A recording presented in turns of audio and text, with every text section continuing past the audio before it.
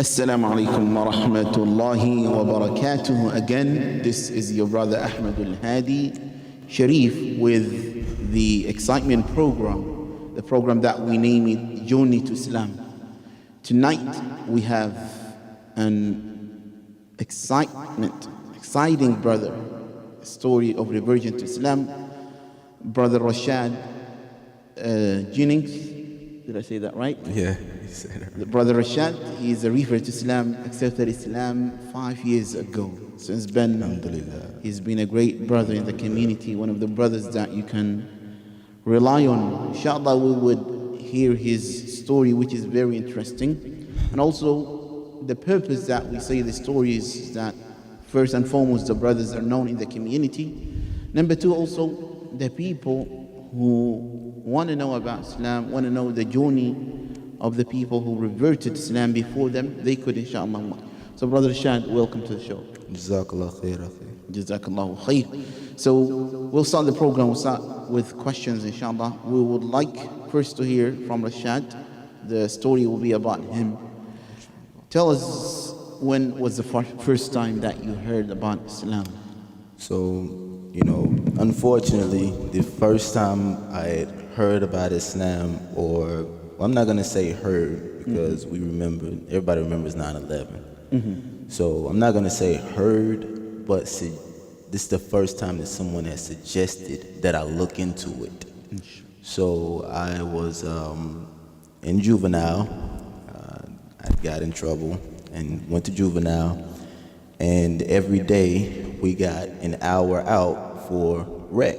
So we would go out, sit at the same table every day and play spades. So one day, it was right before, everybody at my table was about to get out. And, everyone was saying that, what are you going to do when you get out? And they're like, oh, I'm going to do this and I'm going to do that. And, so finally it was my turn. And I was like, so what you going to do when you get out, man? I said, first thing I'm going to do when I get out, man, I'm going to go get baptized. And the guy, his name was Lord Eric, he sat in there, he said, bro, he said, I've been baptized 4 times. And he said that it don't work. So me being, I didn't care about what he said. I was just stuck on it. I'm like, I'm getting baptized. I don't care. I didn't tell him this, but I'm thinking, I don't care, bro. It's going to be different for me. So, what made you think you want to be baptized? Because I got tired of acting and doing what I was doing at the time.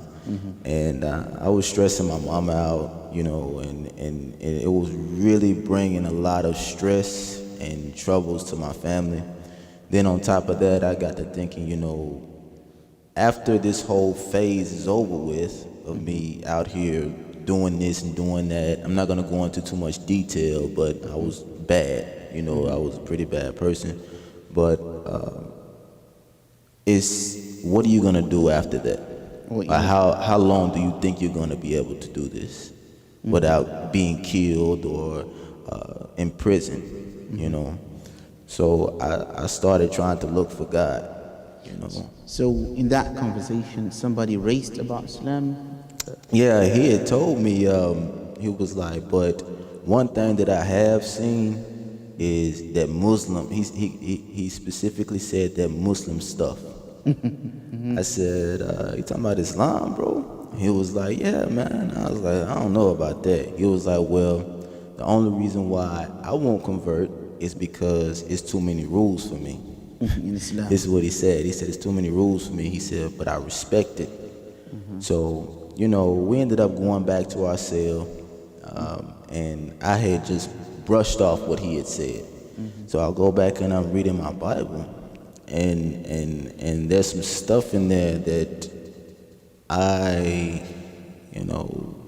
no disrespect to anyone, but there were some things that I had a problem with, that was conflicting, And we'll go that in later. Okay. So we want we know you're Rashad now. We know Rashad Abdul Khaliq have a beautiful child. We know him now. So we want to know Rashad before Islam. What was his life looked like? Lots of violence and fights and juvenile and drugs. You know, a lot of hurt. It's just, you know, stuff that I really don't want to elaborate on, but it's just, you know, I come from pretty violent, like my household was pretty violent growing up, you know, so I just grew up around it, and I guess I became a reflection of what I was always seeing. You know, I grew up fighting all the time. I used to get picked on in school. I fought at school. I go home, my mother and father's fighting. You know, my father's beating on me. He's beating on my mother, and etc. And I guess just once I got a certain age, I became a reflection of that. So I just sat and thought about it. So what was the breaking point? When did you say enough is enough and you don't have to change? When you went to Javana? No, I didn't care about that. SubhanAllah, I didn't care about that. But I sat down and I thought, you know, if I had a daughter, would I let my daughter be with me?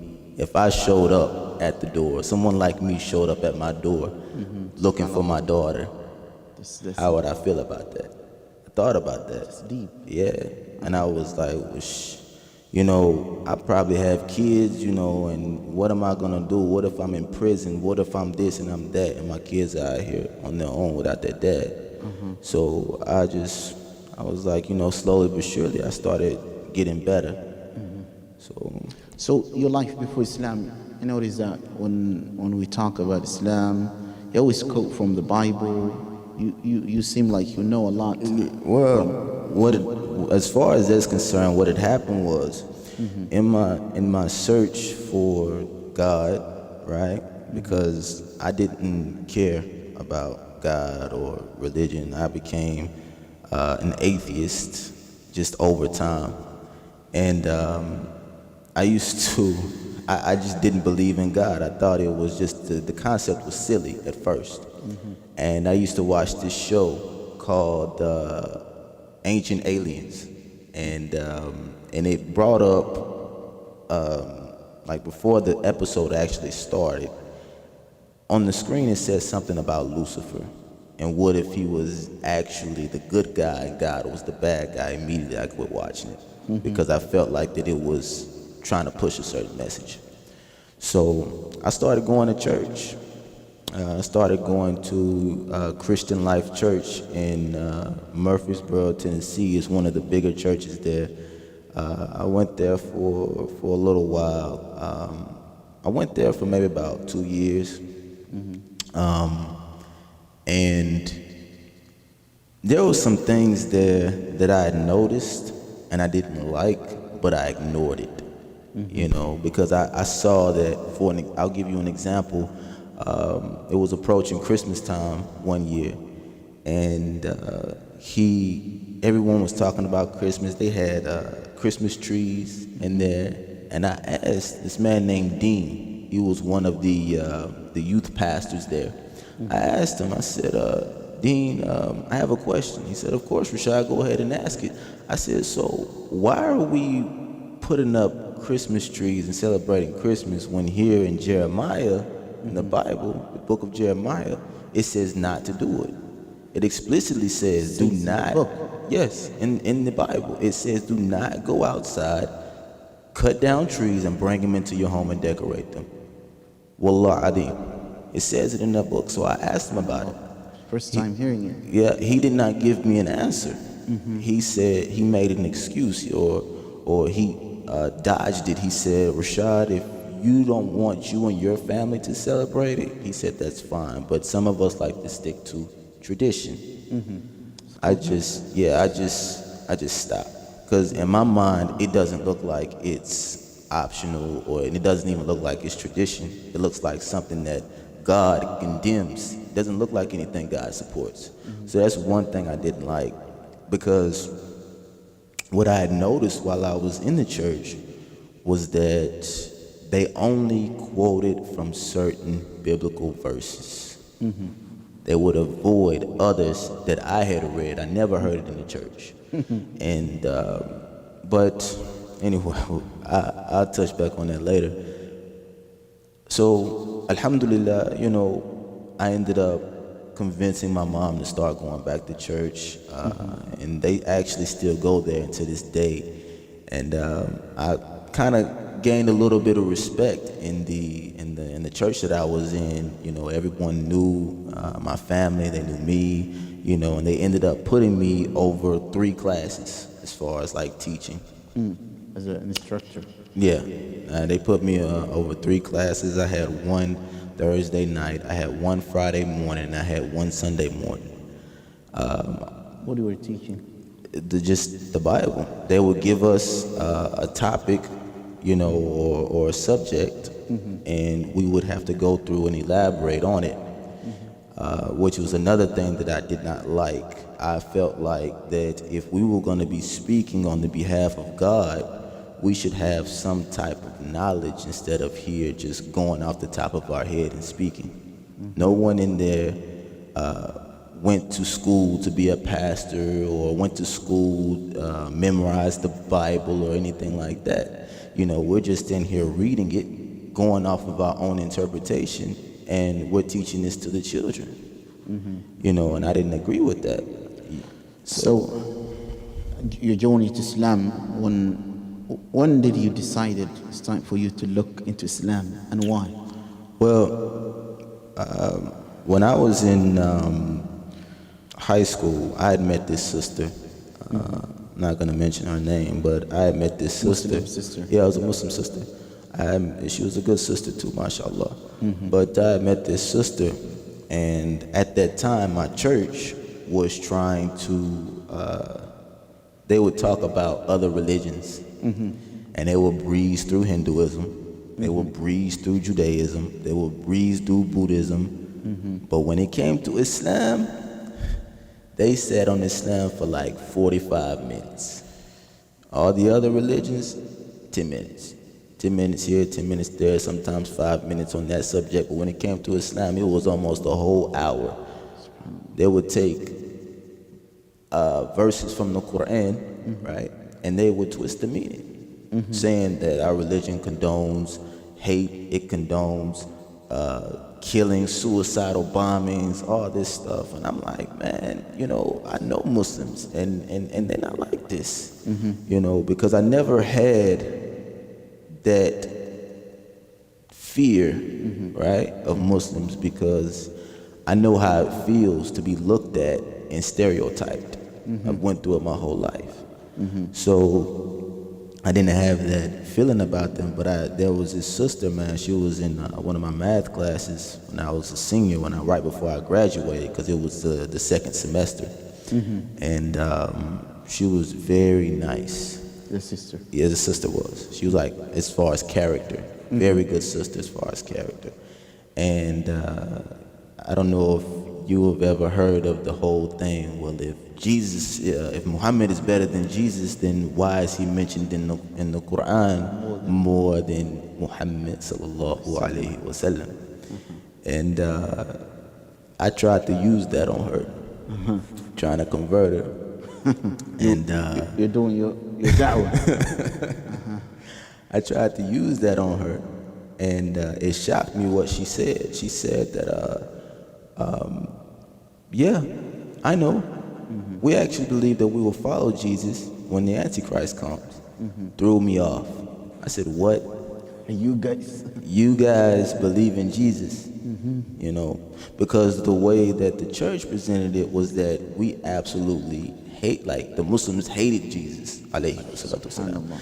It was like as if we hated him, or it was Muhammad sallallahu alaihi wasallam versus Isa ibn Maryam alayhi salam. And I came to find out that wasn't the case. So they made it as it's a fight, battle between pretty Isa much and Jesus, as if they were rivals.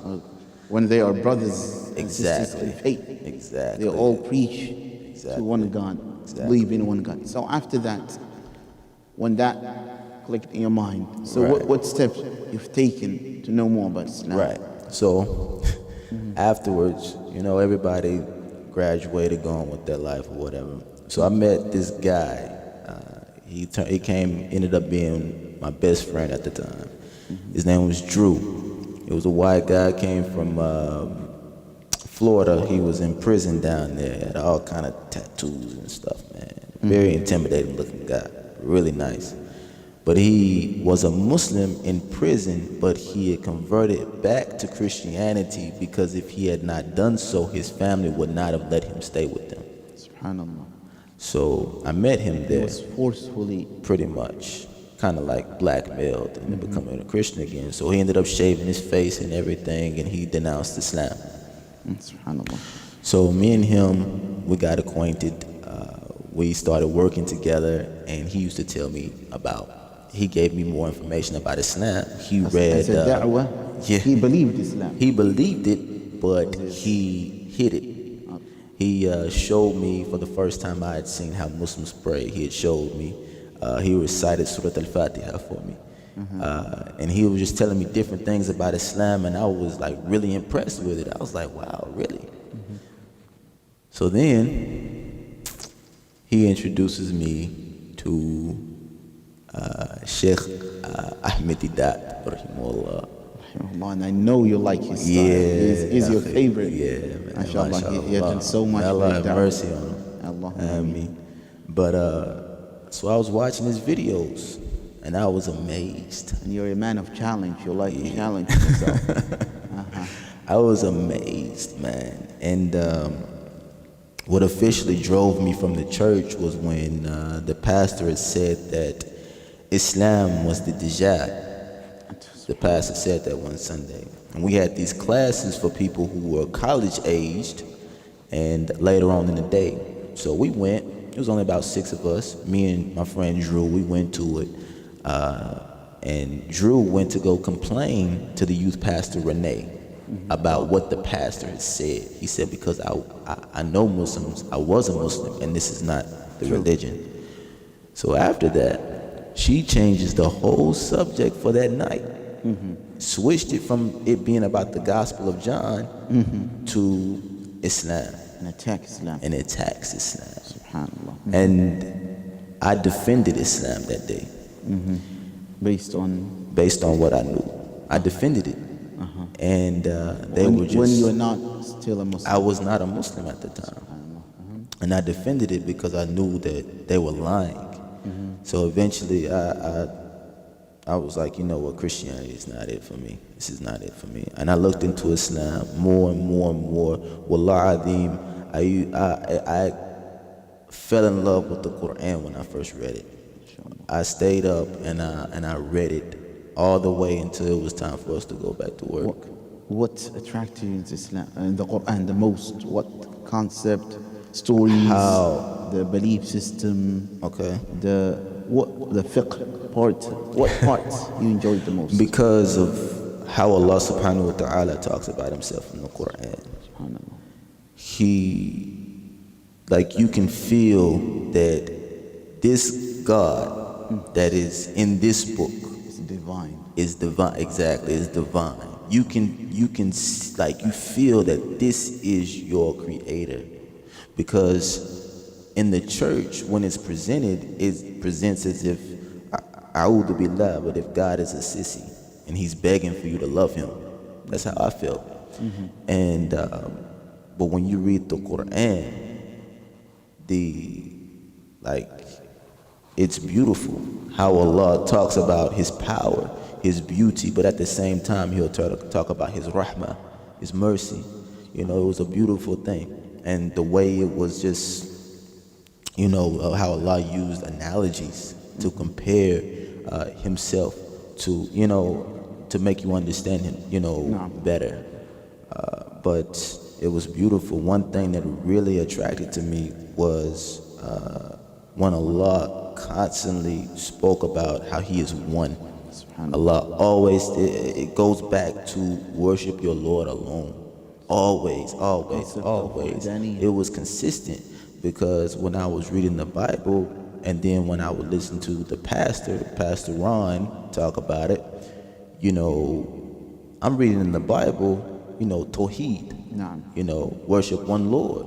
But when I go to church on Sunday, I'm hearing the Father, the Son, and the Holy Spirit. Even when I was baptized in the name of the Father, the Son, and the Holy Spirit. You know, but you won't see this Son and Holy Spirit anywhere in the Old Testament. You know, so I just felt like that the Qur'an was matching up with the teachings of the Old Testament, like more.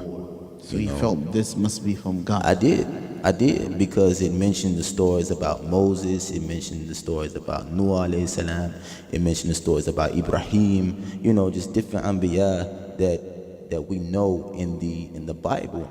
But the stories in the Quran are so much more pure than how they were mentioned in the Bible. What do you mean when you say that? For an example, yeah, I can elaborate, no problem. I can't tell you how many times I've read this story when talking about Nuh alayhi salam. Noah. Yeah, he said that he was a shameless drunkard, and he would get drunk all the time. In the Bible. In the Bible. And a'udhu billah, and his son walked in on him while he was naked and drinking. A'udhu billah, subhanallah. While he was, you know, and he put a curse on his son just because he saw him naked and drinking. Like this is subhanallah. It just didn't make sense to me. Or Lut alayhi salam, Lot. He was intimate with his two daughters, committed incest with his two daughters according to the Bible. Subhanallah. When you came to Quran, what did you find about those prophets? I found that these people were pure people. These people were an actual beacon for their people to follow. An example. They were role models, you know, as opposed to when I read it in the Bible. And I'm not being biased. I'm looking at this from just your average secular person.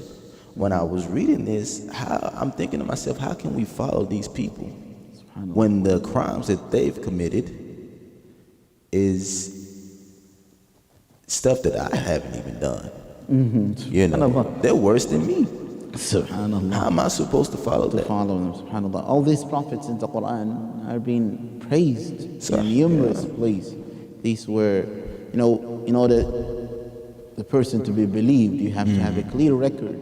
You have to be known for your honesty and truthfulness.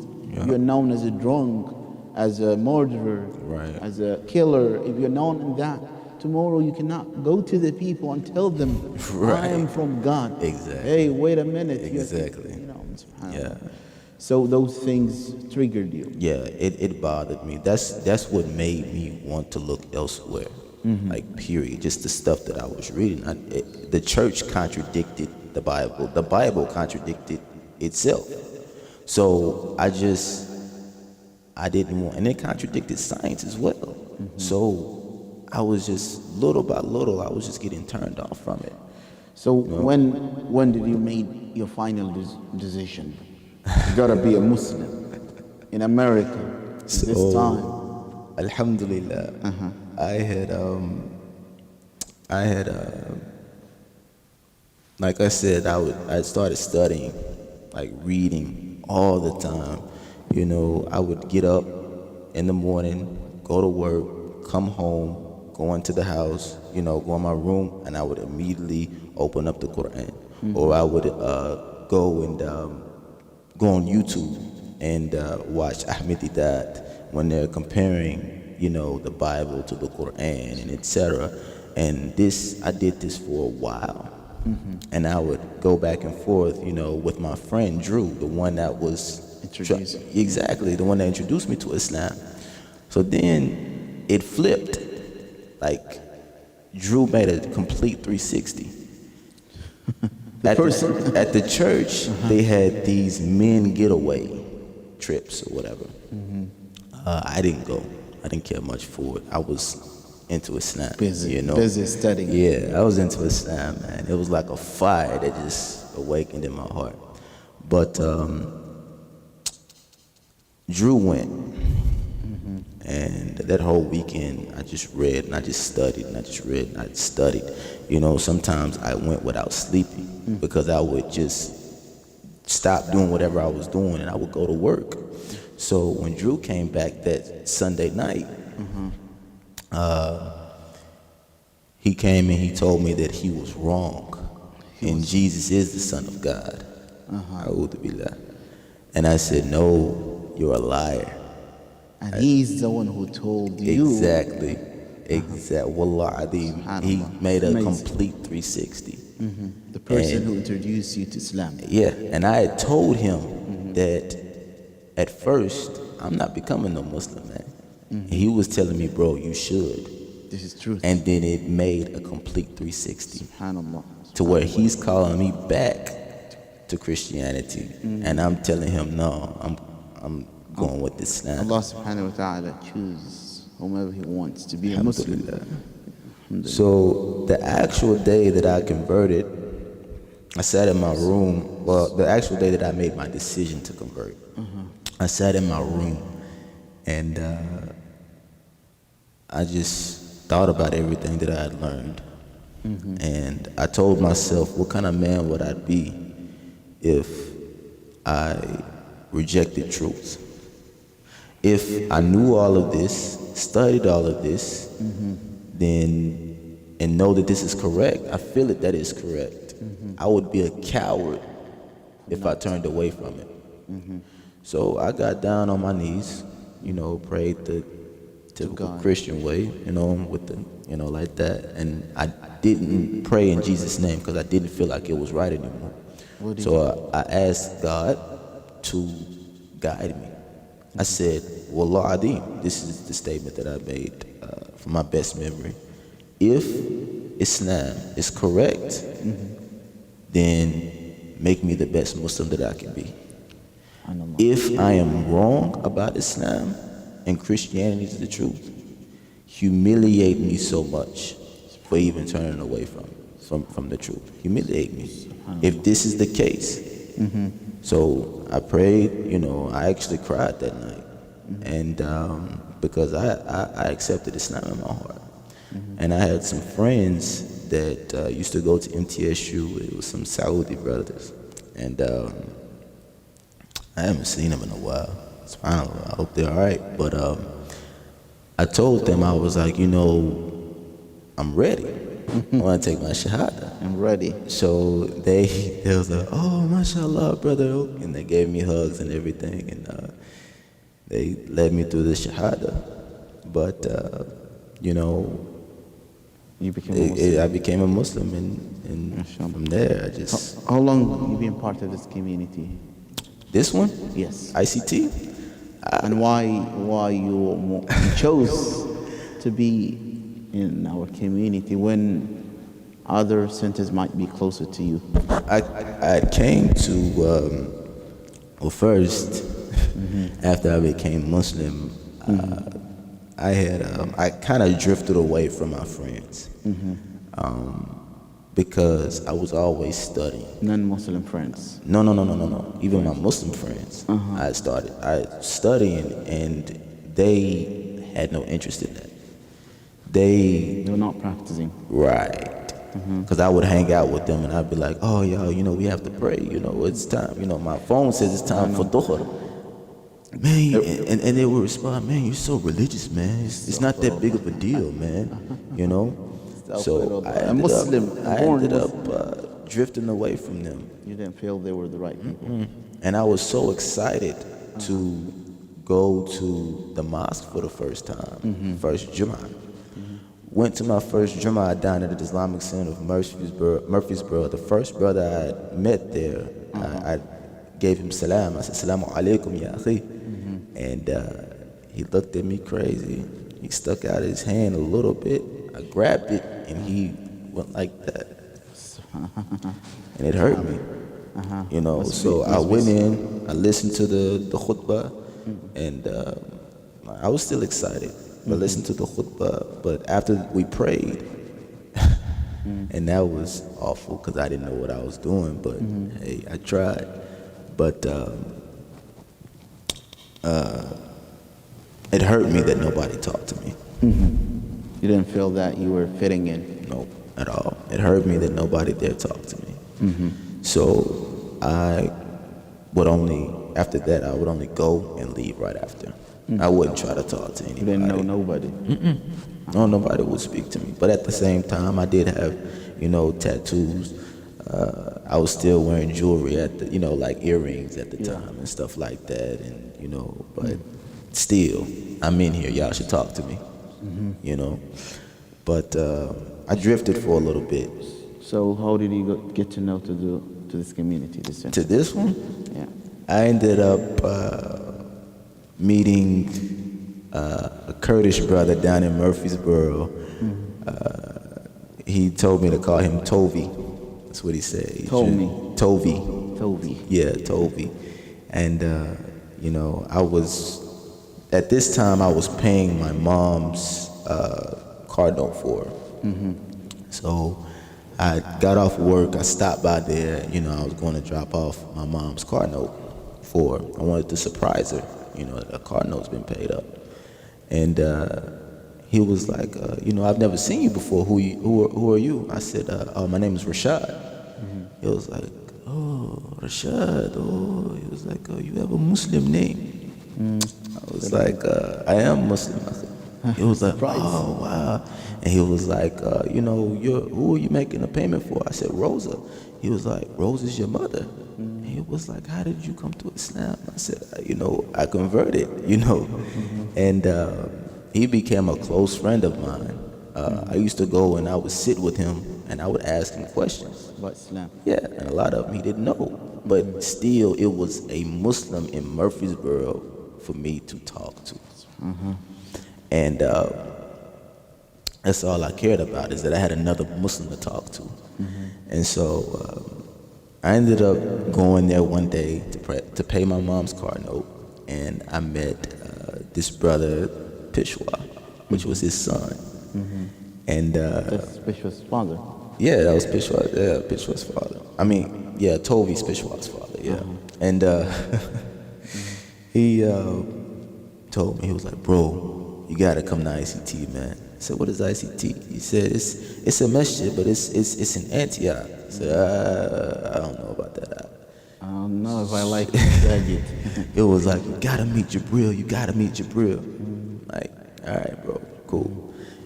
So we end up coming up here, and during the class, because you remember Jabril back then had those classes.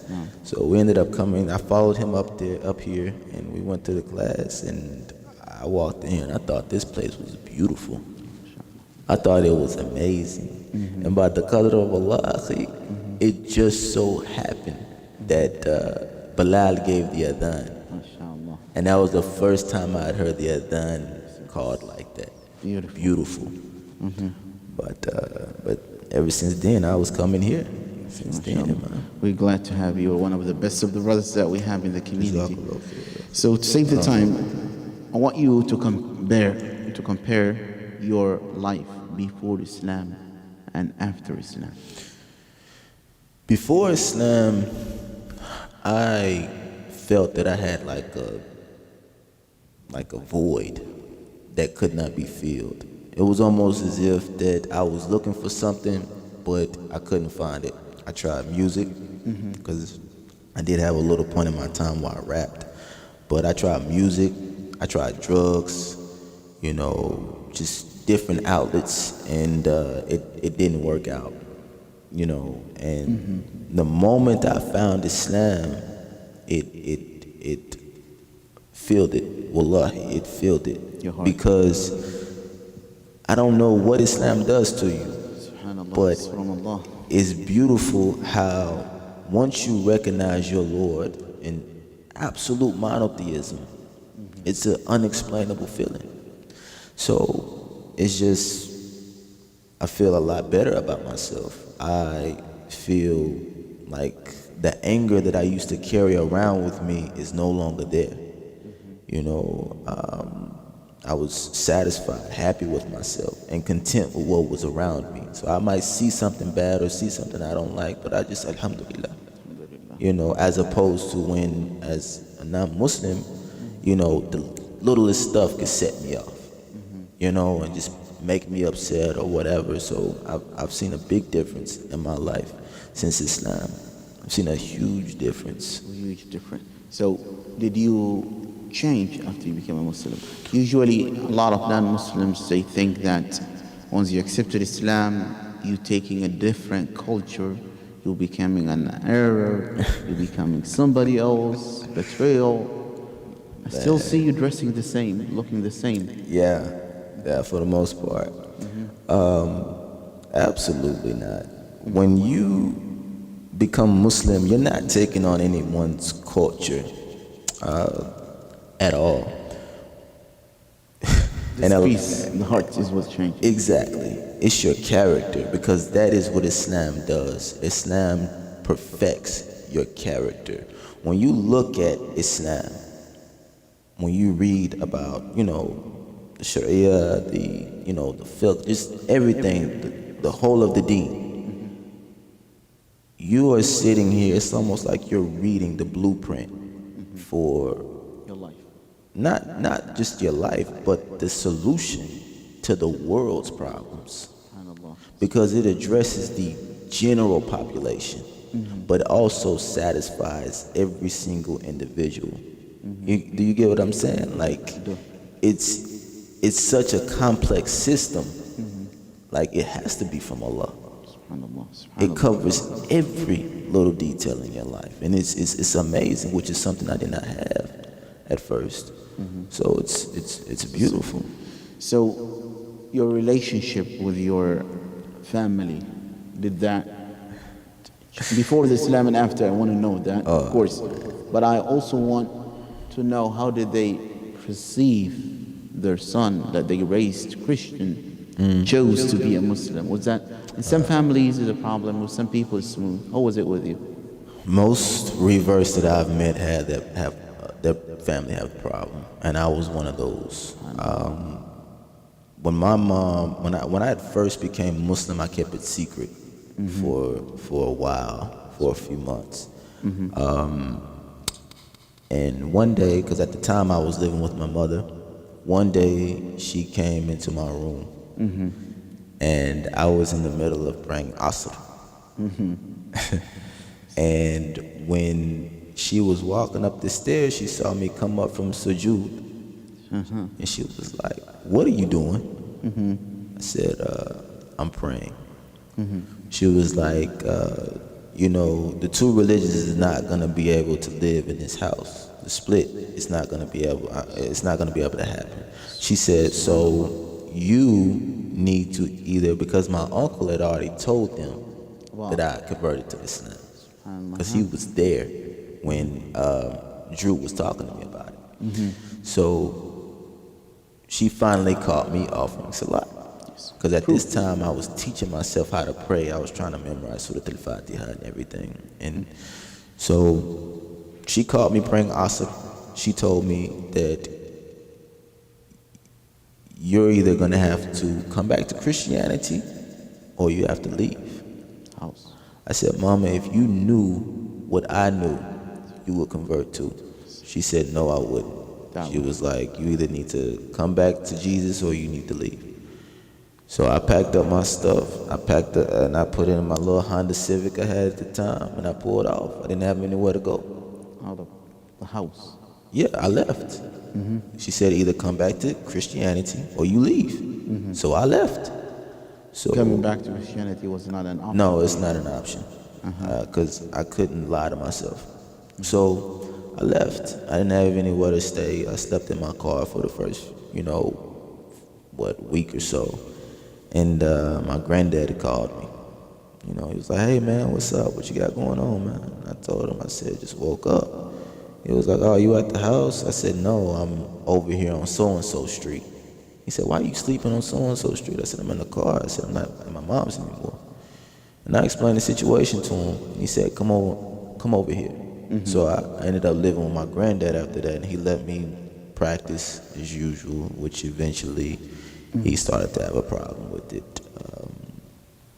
Just for the simple fact that what the news said.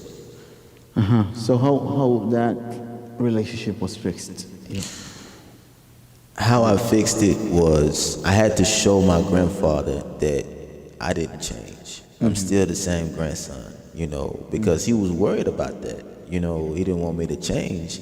Even with my mom, it scared her too, because before she gave me that option to either come back to Christianity or leave, she said, what are you going to start doing now? You're going to start blowing up buildings and stuff?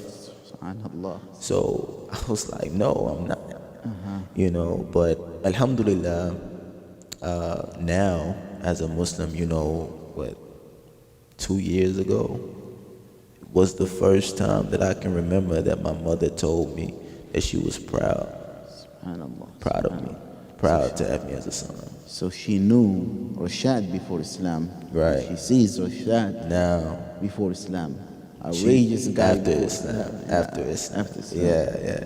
And that was the first time my mother had told me, she was like, I am so proud to have you as a son.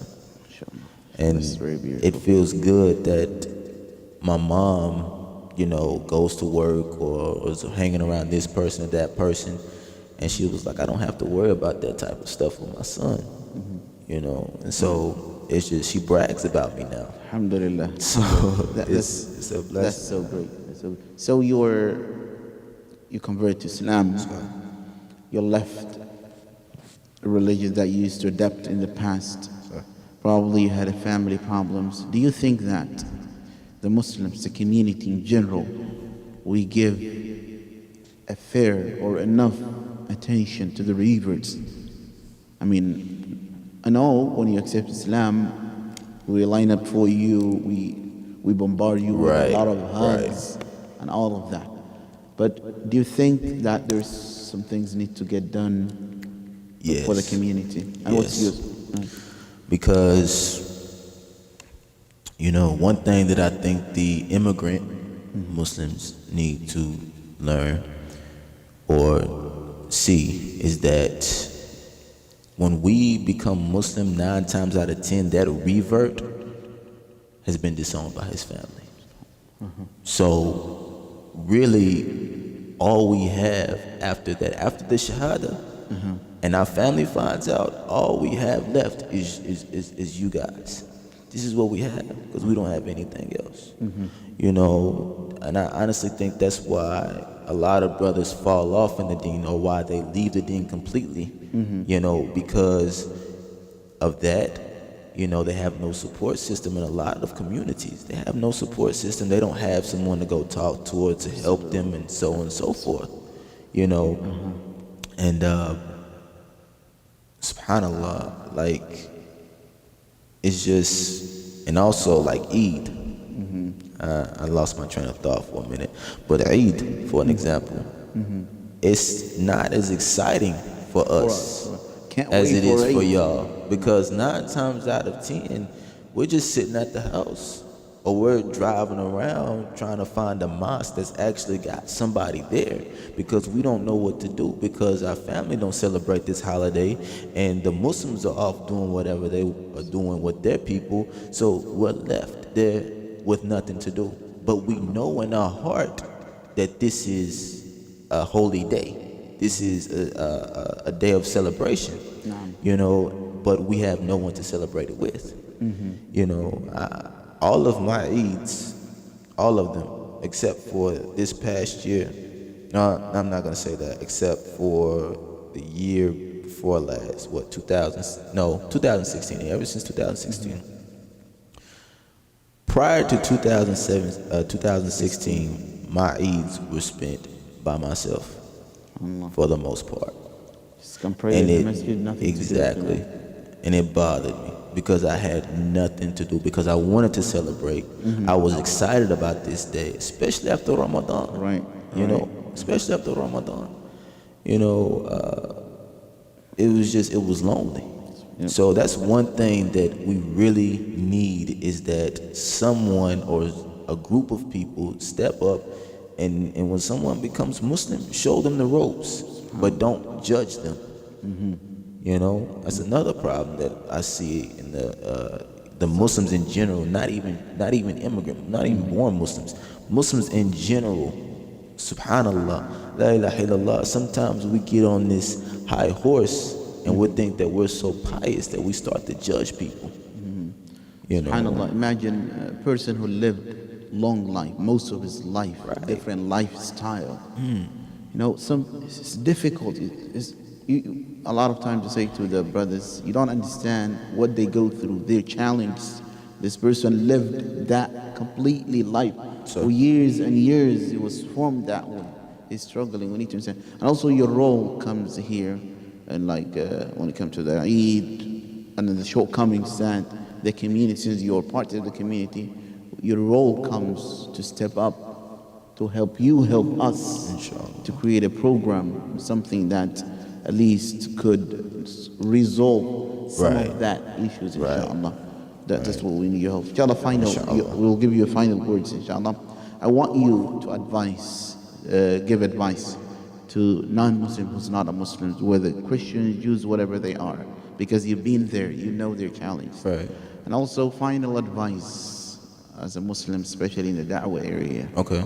Inshallah. Well, as far as advice to the non-Muslims, you know, learn about Islam. Seriously. There is nothing in this world, not indeed almost everything. There is nothing that will give you the peace that Islam gives you. Learn about it. And if you don't learn about it, if you don't want to convert, you see a Muslim, treat him with kindness. Don't believe the stereotype. Don't believe the media when they say that Islam is about hate, or Islam is about oppressing their women. SubhanAllah. I don't know where they got that from. We gotta do everything. There's no 50-50. No, it's not, man. So just different stuff that the media and Islamophobes, right, that they put out, ignore it because it's not true. If you want to know something about Islam, ask a Muslim. Ask someone who lives the Islamic lifestyle. Don't go and ask someone who lives just like you about Islam. They don't know, you know? So that's pretty much my advice, but I highly encourage anybody to look into Islam. Go into your local masjid and ask questions. Please, if you're in this area, Tennessee, wallahi, I swear, come here. Seriously, I would love to sit down, or Imam would sit down. Anybody in here would sit down and answer any questions you have. And the doors of the masajid are open. Always. Anytime you have questions about Islam, you want to know more about Islam, come, stop by. Stop by, it should be open. What's your address? What would you address to the Muslims? The Muslims? To the community.